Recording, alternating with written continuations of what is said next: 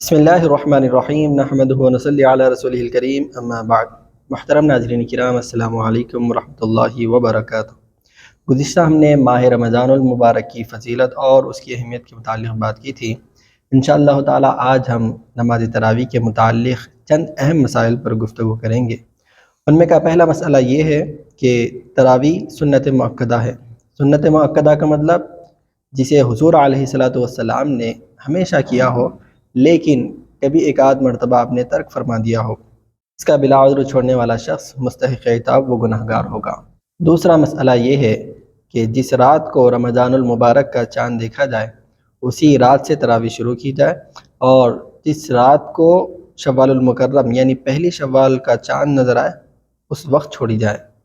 تو اس سے معلوم یہ ہوا کہ آج جو 10 راتوں تک تراویح پڑھی جاتی ہے اس کے بعد چھوڑ دی جاتی ہے، یہ غلط ہے، بلکہ تراویح ابتداء رمضان سے لے کے انتہاء رمضان تک پڑھنا ضروری ہے۔ تیسرا مسئلہ یہ ہے کہ تراویح روزے کے تابع نہیں ہے، یعنی اگر کوئی شخص کسی وجہ سے روزہ نہ رکھ سکے، کسی بھی عذر کی وجہ سے، تو اس کا مطلب یہ نہیں کہ اس پر تراویح پڑھنا سنت مؤکدہ نہیں ہے، بلکہ جو شخص روزہ رکھے اس کے لیے بھی سنت مؤکدہ ہے، اور جو شخص روزہ نہ رکھے اس کے لیے بھی تراویح پڑھنا سنت مؤکدہ ہے۔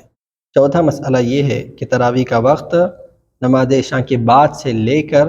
فجر کی نماز کے وقت تک رہتا ہے، یعنی اگر کوئی شخص تراویح پڑھنا چاہتا ہے تو عشاء کی نماز پڑھنے کے بعد سے لے کر فجر سے پہلے تک کہ وہ تراویح کی نماز ادا کر سکتا ہے۔ پانچواں مسئلہ یہ ہے کہ نماز تراویح پڑھنے میں تہائی رات یا نصف شب تک تاخیر کرنا مستحب ہے۔ اگرچہ بعد نماز عشاء بھی پڑھی جا سکتی ہے لیکن تہائی رات یا نصف شب تک تاخیر کرنا مستحب ہے۔ چھٹا مسئلہ یہ ہے کہ تراویح میں جماعت سنت کفایہ ہے، یعنی تراویح کی جو جماعت ہے سب پر قائم کرنا سنت مؤکدہ ہے، لیکن اگر چند لوگ مل کر بھی تراویح کی جماعت کر لیتے ہیں تو وہ سارے کے سارے بری الذمہ ہو جائیں گے۔ ساتواں مسئلہ یہ ہے کہ نماز تراویح میں 20 رکعتیں ہیں، نہ کہ 8 رکعتیں، جیسا کہ بعض لوگوں کو غلط فہمی ہے، کیونکہ بخاری شریف کی جو روایت آئی ہے اس میں حضور علیہ السلام کی تراویح کے متعلق ذکر نہیں بلکہ تہجد کی نماز کے متعلق ہے۔ 20 رکعت تراویح 10 سلام کے ساتھ، یعنی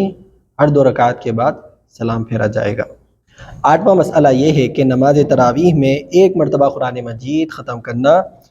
سنت ہے، اور 2 مرتبہ ختم کرنے میں فضیلت، اور 3 مرتبہ ختم کرنا افضل ہے۔ نواں مسئلہ یہ ہے کہ نابالغ لڑکے کے پیچھے نماز تراویح پڑھنا درست نہیں، یعنی اگر کوئی نابالغ لڑکا نماز تراویح پڑھا رہا ہے تو اس کے پیچھے نماز تراویح ادا کرنا درست نہیں ہے۔ 10واں مسئلہ یہ ہے کہ اگر کوئی شخص فرض نماز اور وتر نماز کی امامت کر رہا ہے اور دوسرا شخص نماز تراویح پڑھا رہا ہے تو یہ درست ہے، یعنی اگر کوئی شخص امام ہے اور وہ عشاء کی نماز پڑھا کر پیچھے آ جائے، تراویح کوئی اور شخص پڑھائے، پھر امام آگے بڑھ کر وتر کی نماز پڑھائے تو یہ درست اور جائز ہے۔ 11واں مسئلہ یہ ہے کہ اگر کوئی شخص نماز عشاء ختم ہونے کے بعد مسجد میں داخل ہوا ہے تو سب سے پہلے وہ نماز عشاء ادا کرے، اس کے بعد تراویح کی نماز میں شریک ہو۔ ایسا نہیں کر سکتا کہ پہلے تراویح کی نماز پڑھ لے اور اس کے بعد عشاء کی نماز پڑھے۔ 12واں مسئلہ یہ ہے کہ اگر کوئی شخص عشاء کی فرض نماز جماعت سے پڑھی ہو تو پھر وہ وتر کی نماز بھی جماعت سے پڑھے، اگرچہ نماز تراویح جماعت سے پڑھی ہو، اور اسی طرح اگر کوئی شخص عشاء کی نماز جماعت سے نہ پڑھی ہو تو پھر وہ وتر کی نماز بھی جماعت سے نہ پڑھے، اگرچہ کہ نماز تراویح جماعت سے پڑھی ہو۔ 13واں مسئلہ یہ ہے کہ اگر کوئی شخص تراویح کی نماز بیٹھ کر پڑھتا ہے تو اسے نصف ثواب ملتا ہے، یعنی اگر کوئی شخص بلا عذر شرعی بیٹھ کر تراویح کی نماز پڑھتا ہے تو نماز تو ہو جاتی ہے لیکن ثواب میں کمی ہوتی ہے۔ 14واں مسئلہ یہ ہے کہ امام کے رکوع میں جانے تک انتظار کرنا اور رکعت نہ باندھنا، ایسا کرنا مکروہ ہے، یعنی امام نماز تراویح شروع کر چکا ہے اور پیچھے بیٹھے انتظار کر رہے ہیں کہ امام صاحب کب قرات ختم کریں گے اور کب رکوع میں جائیں گے، اس کے بعد ہم نماز تراویح شروع کریں گے، ایسا کرنا مکروہ ہے، بلکہ جب امام نماز تراویح شروع کرے تو امام صاحب کے ساتھ ہی نماز تراویح شروع کرنا چاہیے، نہ کہ رکوع میں جانے کا انتظار کرنا چاہیے۔ تو یہ تراویح کے متعلق چند اہم مسائل میں نے آپ کی خدمت میں پیش کی۔ اس کے علاوہ بھی اور بھی کئی سارے مسائل ہیں، بوقت ضرورت آپ علماء اکرام سے رجوع کر کے معلوم کر سکتے ہیں۔ اللہ تعالیٰ سے دعا ہے کہ اللہ تبارک و تعالیٰ ہمیں سمجھنے اور عمل کرنے کی توفیق عطا فرمائے۔ وآخر دعوانا ان الحمد للہ رب العالمین۔